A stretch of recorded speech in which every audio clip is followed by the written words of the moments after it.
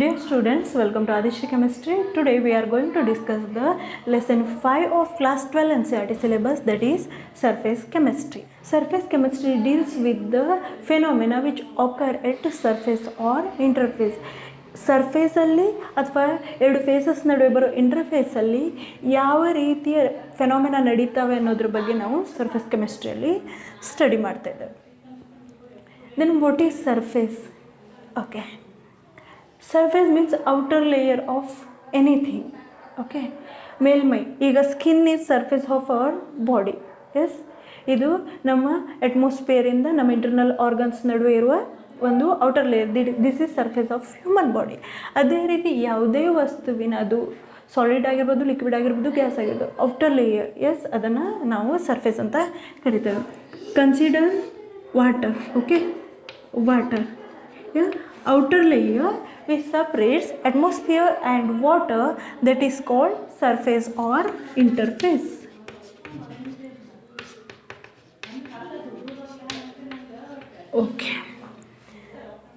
Okay, two ಫೇಸಸ್ಸನ್ನು ನಾವು separate ಮಾಡೋದಬೇಕಾದ್ರೆ ಹೈಪನ್ ಅಥವಾ ಸ್ಲ್ಯಾಶನ್ನು ಯೂಸ್ ಮಾಡ್ತಾರೆ. For example, solid and liquid ಇಂಟರ್ಫೇಸನ್ನು ನಾವು ಈ ಥರ ಹೈಪನ್ ಅಥವಾ ಸ್ಲ್ಯಾಶ್ ಯೂಸ್ ಮಾಡಿ ಬರಿತೇವೆ. ಸಾಲಿಡ್, ಲಿಕ್ವಿಡ್, ಟೂ ಫೇಸಸ್ಸಿನ ಇಂಟರ್ಫೇಸನ್ನಿಂದ ನಾವು either slash or hyphens use ಮಾಡಿ ರಿಪ್ರೆಸೆಂಟ್ ಮಾಡ್ತೇವೆ.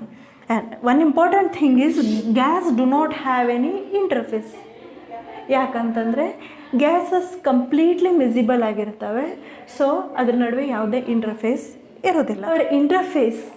our interface or surface is few molecules thick.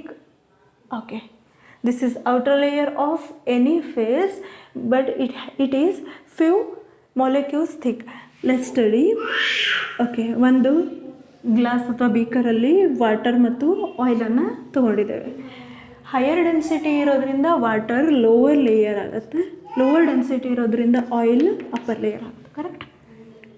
Okay, separating ಫನೆಲನ್ನು ಯೂಸ್ ಮಾಡಿ ನಾವು ಟೂ ಫೇಸಸನ್ನು ಸಪ್ರೇಟ್ ಮಾಡಬೇಕಂತಂದರೆ, ಓಕೆ, ವಾಟರ್ ಲೇಯರ್ ಮತ್ತು ಆಯಿಲ್ ಲೇಯರನ್ನು ಸಪ್ರೇಟ್ ಮಾಡೋಕ್ಕಿಂತ ಮಿಡಲಲ್ಲಿ ನಮಗೆ ಸ್ಮಾಲ್ ಪೋರ್ಷನ್ ಅಲ್ಲಿ ವಾಟರ್ ಮಾಲಿಕ್ಯೂಲ್ಸ್ ಮತ್ತು ಆಯಿಲ್ ಮಾಲಿಕ್ಯೂಲ್ಸ್ ಮಿಕ್ಸ್ ಆಗಿರುವಂಥ ಫೇಸ್ ಸಿಗುತ್ತೆ. Okay, we can separate water and oil, but while separating them we get a small portion which contains water molecule as well as oil molecules. So this is called interface. Yeah, here this is the surface between water and oil which contains both the molecules. That's called surface, okay, or interface. Some important surface phenomena are like this. That's corrosion, electrode process, heterogeneous catalysis, dissolution and crystallization. Corrosion occurs at the surface of iron, right? Not in the bulk. So this is a surface phenomenon. Electrode process is also surface phenomena because either accumulation of molecules or atoms takes place at the surface, or elimination of molecules or atoms takes place from the surface. So it is also a surface phenomenon. Heterogeneous catalysis. Yes, here reaction takes place at the surface of catalyst, right? Surface of catalyst. So it is a heterogeneous catalysis. Dissolution and crystallization, these are also takes place at the surface of the bulk. Okay, to carry out surface reactions effectively or to study surface phenomena perfectly, we need ultra clean surface. Okay, ನಮಗೆ ultra clean surface ಹೆಂಗೆ ಸಿಗ್ತದೆ ಅಂತಂದರೆ, if we apply very high vacuum in the order of 10 to the power minus 8 to 10 to the power minus 9 Pascal. Yes, if we apply very low pressure, we apply very high vacuum of the order of 10 to the power minus 8 to 10 to the power minus 9 Pascal, then we get ultra clean metal surfaces. Yes, and we have to store these ultra clean metal surfaces in vacuum. Okay, clean metal surface ಬೇಕಂದರೆ ನಾವು high level of ಆಕ್ಯೂಮನ್ನು apply ಮಾಡಬೇಕಾಗ್ತದೆ. Okay, and clean ಸರ್ಫೇಸಸನ್ನು ನಾವು ಯಾವಾಗಲೂ ಏನು ಮಾಡಬೇಕಾಗ್ತದೆ ಅಂತಂದರೆ ವ್ಯಾಕ್ಯೂಮಲ್ಲಿ store ಮಾಡಬೇಕಾಗ್ತದೆ. ಯಾಕಂತಂದರೆ ವ್ಯಾಕ್ಯೂಮಲ್ಲಿ ಸ್ಟೋರ್ ಮಾಡಲಿಲ್ಲ ಅಂತಂದರೆ ಅಟ್ಮಾಸ್ಫಿಯರಿಕ್ ಗ್ಯಾಸಸ್ ಅವು ಮೆಟಲಿನ ಸರ್ಫೇಸ್ ಮೇಲೆ ಅಕ್ಯುಮುಲೇಟ್ ಆಗೋ ಚಾನ್ಸ್ ಇರುತ್ತೆ. ಸೊ ಕಂಟ್ಯಾಮಿನೇಷನ್ ಆಗುತ್ತೆ. ಸೊ ಅದರ ಕ್ಲೀನ್ ಸರ್ಫೇಸ್ ಮೇಂಟೈನ್ ಮಾಡಬೇಕಂದ್ರೆ ನಾವು ಅದನ್ನು ವ್ಯಾಕ್ಯೂಮಲ್ಲಿ ಸ್ಟೋರ್ ಮಾಡಬೇಕು. Okay, in this unit we are going to discuss some important features of surface, that's catalysis, adsorption and colloids. Now let's discuss adsorption. As we already studied, adsorption is a surface phenomena. Accumulation of molecules or particles on the surface of a solid is called adsorption, and penetration of particles or molecules from surface to the bulk of a solid is called absorption. Yes, there are two terms, one is adsorption and another one is absorption. Yes, adsorption ಅಂತಂದರೆ surface ಫೆನೋಮಿನಾ, ಅಂದರೆ molecules are particles ಒಂದು ಸಬ್ಸ್ಟೆನ್ಸಿಂದ ಅಥವಾ ಒಂದು ಮೆಟಲಿಂದ surface ಮೇಲೆ ಮಾತ್ರ accumulate ಆಗುತ್ತೆ, ಅದು ಬಲ್ಕ್ವರೆಗೆ ಹೋಗೋದಿಲ್ಲ. ಬಟ್ ಅಬ್ಸಾರ್ಪ್ಷನ್ ಅಂತಂದರೆ ಇಟ್ಸ್ ಅ ಬಲ್ಕ್ ಫೆನಾಮಿನಾ, ಅಂದರೆ ಸರ್ಫೇಸ್ ಮೇಲೆ ಏನು ಅಬ್ಸಾರ್ಬ್ ಆಗಿರ್ತವೆ ಆ ಮಾಲಿಕ್ಯೂಲ್ಸ್ ಬಲ್ಕ್ ತನಕನೂ ಕೂಡ ಒಳಗೆ ತನಕನೂ ಕೂಡ ಪೆನೆಟ್ರೇಟ್ ಆಗ್ತವೆ. So that is a difference between absorption and absorption. ಇದು ಸರ್ಫೇಸ್ ಫೆನಾಮಿನಾ, ಇದು ಬಲ್ಕ್ ಫೆನಾಮಿನಾ. ಓಕೆ, ಎಕ್ಸಾಂಪಲ್ ನೋಡೋಣ ಅಂತಂದರೆ ಬ್ಲೂ ಇಂಕ್ ಆರ್ ರೆಡ್ ಇಂಕಲ್ಲಿ ನಮ್ಮ ಪೀಸ್ ಆಫ್ ಚಾಕನ್ನು ಡಿಪ್ ಮಾಡಿದಾಗ coloured particles accumulates on the surface of a piece of chalk, but liquid or solution which penetrates to the core. ಚಾಕನ್ನು ಇಂಕಲ್ಲಿ dip ಮಾಡಿ ನೋಡಿದಾಗ ಕಲರ್ಡ್ ಸಬ್ಸ್ಟೆನ್ಸ್ ಸರ್ಫೇಸಲ್ಲಿ ಮಾತ್ರ ಅಕ್ಯುಮುಲೇಟ್ ಆಗಿರುತ್ತೆ, ಕಲರ್ಡ್ ಪಾರ್ಟಿಕಲ್ಸು ಒಳಗೆ ಪೆನೆಟ್ರೇಟ್ ಆಗೋದಿಲ್ಲ. ಬಟ್ ಇಂಕಿಂದೇನು ಸೊಲ್ಯೂಷನ್ ಇದೆ ಅದು ಕೋರ್ ತನಕನೂ ಪೆನೆಟ್ರೇಟ್ ಆಗುತ್ತೆ. So dipping a chalk in a blue ink or red ink, it's example for both adsorption and absorption. Solution ಏನು ಇನ್ನರ್ ಕೋರ್ ತನಕನೂ ರೀಚ್ ಆಗುತ್ತೆ, that's example for absorption. And coloured particle only ಸರ್ಫೇಸಲ್ಲಿ ಮಾತ್ರ accumulate ಆಗುತ್ತೆ, ಅದು ಅಡ್ಸಾರ್ಪ್ಷನ್ಗೆ example ಆಗಿರುತ್ತೆ. Okay, now let's understand some terms. Adsorbate. Adsorbate is a thing or molecule which accumulate on the surface. Yes, and adsorbent is a material or surface of a solid on which accumulation takes place. Adsorbate ಅಂತಂದರೆ ಯಾವ molecules ಅಥವಾ ಯಾವ particles accumulate ಆಗ್ತಾವಲ್ಲ ಅವನ್ನ ಅಡ್ಸಾರ್ಬೇಟ್ ಅಂತ ಕರಿತೇವೆ. ಯಾವ surface ಮೇಲೆ particles accumulate ಆಗ್ತಾವಲ್ಲ ಸರ್ಫೇಸನ್ನು adsorbent ಅಂತ ಕರಿತೇವೆ. Okay, here are some examples of adsorption. Okay, consider a container contains a mixture of gases. If you add charcoal in this, then what happens? Pressure of the gas in the container decreases. Yes, pressure in the container decreases. What's the reason? Because some of the molecules, some of the gaseous molecules accumulate on the surface of charcoal. So that what happens? Pressure decreases in the container. And one example, methylene blue. This is a orange colored dye. Yes, methylene blue. When charcoal powder is added to methylene blue, what happens? Decolorization takes place, means orange color of methylene blue disappears. Okay, methylene blue ಗೆ charcoal ಪೌಡರ್ನ ಹಾಕಿದಾಗ coloured particles ಹೇಗೆ ಇಂಕಲ್ಲಿ drip ಮಾಡಿದಾಗ coloured particles ಚಾಕಿನ surface ಮೇಲೆ accumulate ಆಗಿತ್ತಲ್ಲ, ಅದೇ ಥರ this is colouring agents ಏನಿದೆ ಅದು ಚಾರ್ಕೋಲ್ ಪೌಡರ್ ಮೇಲೆ ಅಕ್ಯುಮುಲೇಟ್ ಆಗುತ್ತೆ ಮತ್ತು ಸೊಲ್ಯೂಷನ್ ಡಿಕಲರೈಸ್ ಆಗುತ್ತೆ. Next, sugar solution is dark brown in colour actually. When it is passed over the charcoal, animal charcoal, then what happens? Colorless solution of sugar is obtained. Here also decolorization takes place. Coloring particles accumulated on the animal charcoal.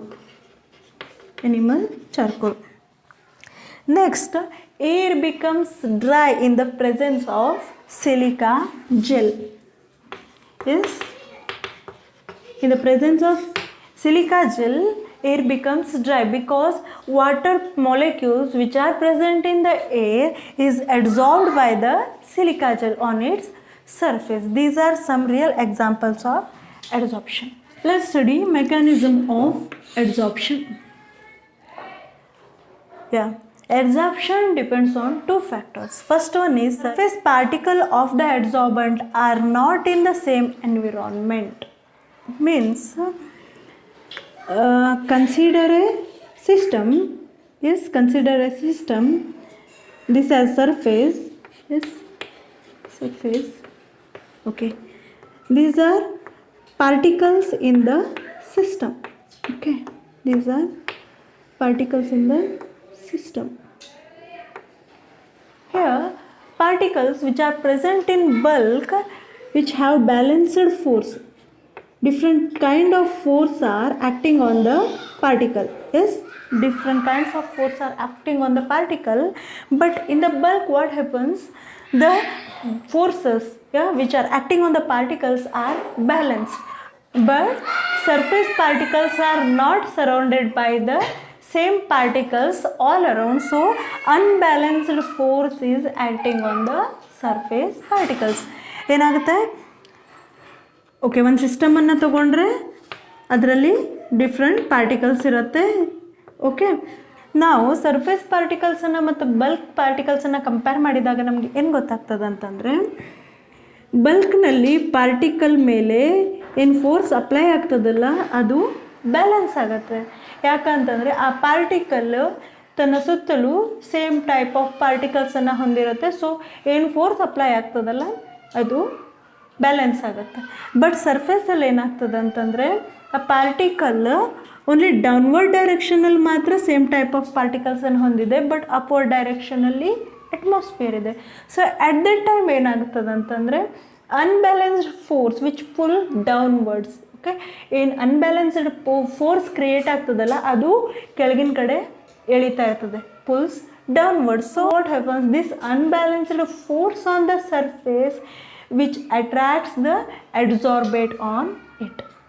ಏನು unbalanced force apply ಆಗ್ತಾ ಇದೆಯಲ್ಲ ಸರ್ಫೇಸಲ್ಲಿ, ಆ unbalanced ಫೋರ್ಸಿಂದ ಅಡ್ಸಾರ್ಬೇಟ್ molecules ಇದ್ರ ಮೇಲೆ attract ಆಗ್ತವೆ. So there is a difference in bulk particles and surface particles, and unbalanced force which is acting on the surface which attracts the adsorbate. So this is one reason for adsorption.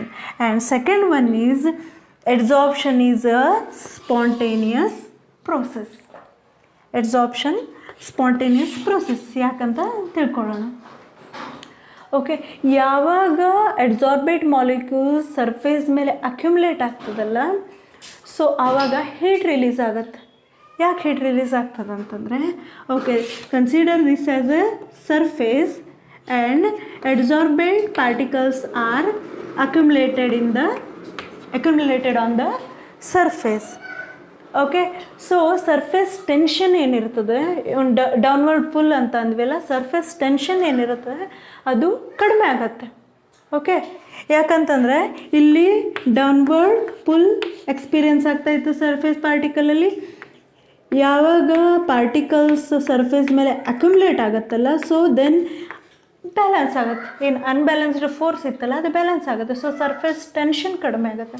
Surface tension ಕಡಿಮೆ ಆಗಿದಾಗ ಏನಾಗ್ತದೆ ಅಂತಂದರೆ heat release ಆಗುತ್ತೆ. Okay, surface tension ಏನು release ಆಯಿತು, ಕಡಿಮೆ ಆಯಿತು, ಅದರಿಂದ ಹೀಟ್ ರಿಲೀಸ್ ಆಗುತ್ತೆ. Heat release means delta H becomes negative. Okay, delta H ಅಂದರೆ enthalpy of the system negative ಆಯಿತು. Okay, enthalpy becomes negative. Okay, solid surface or liquid surface ಮೇಲೆ ಏನಾಯಿತು, ಗ್ಯಾಸ್ ಮಾಲಿಕ್ಯೂಲ್ಸ್ ಅಕ್ಯುಮುಲೇಟ್ ಆಗ್ತಾ ಇದ್ದಾವೆ. at first gas particles are in random motion, right? but on accumulating on the surface, what happens?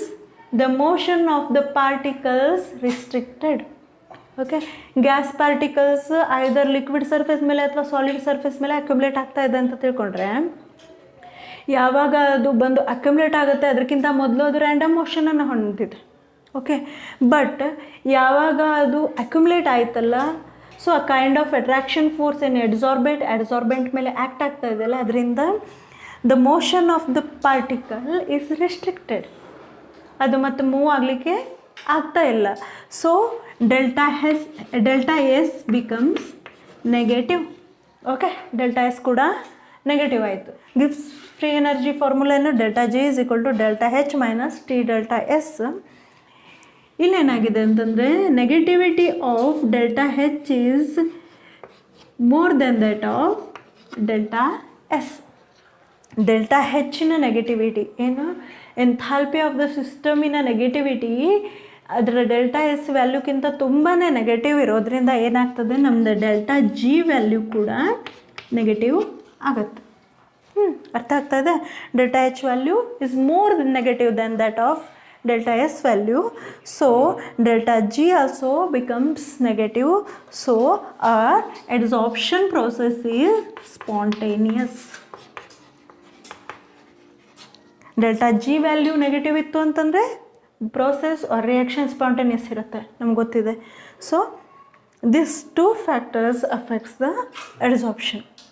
One is surface particle of the adsorbent are not in the same environment of bulk particles, and one more thing is it's a spontaneous reaction. ಯಾವುದೇ energy supply ಇಲ್ಲದೇ spontaneous ಆಗಿ ಈ reaction ನಡೀತದೆ. And this is exothermic reaction. ನಮ್ಗೆ ಗೊತ್ತಿರೋ ಥರ exothermic reactions spontaneous ಆಗಿರುತ್ತೆ. Endothermic ರಿಯಾಕ್ಷನ್ಗೆ ನಾವು ಎನರ್ಜಿ ಸಪ್ಲೈ ಮಾಡಬೇಕಾಗಿರೋದ್ರಿಂದ ಅದು ನಾನ್ ಸ್ಪಾಂಟೇನಿಯಸ್ ರಿಯಾಕ್ಷನ್ ಆಗುತ್ತೆ, ಯಾಕಂದರೆ ಇನಿಸಿಯೇಷನ್ ಬೇಕಾಗಿರುತ್ತೆ. ಅದಕ್ಕೆ ನಿಮ್ಗೆ ಅರ್ಥ ಆಗ್ತಾ ಇದೆ ಅಂತ ತಿಳ್ಕೊಂಡಿದ್ದೀನಿ. Next class we study about types of adsorption. ನಿಮಗೆ ನಮ್ಮ ಯೂಟ್ಯೂಬ್ ಕ್ಲಾಸಸ್ ಇಷ್ಟ ಆಗ್ತಾ ಇದ್ದರೆ ನಮ್ಮ ಚಾನೆಲನ್ನು ಸಬ್ಸ್ಕ್ರೈಬ್ ಮಾಡಿ ಮತ್ತು ನಮ್ಮ ವೀಡಿಯೋಸನ್ನು ಲೈಕ್ ಮಾಡಿ ಮತ್ತು ಅತಿ ಹೆಚ್ಚು ಜನರಿಗೆ ತಲುಪೋ ಥರ ಮಾಡಿ. Thank you.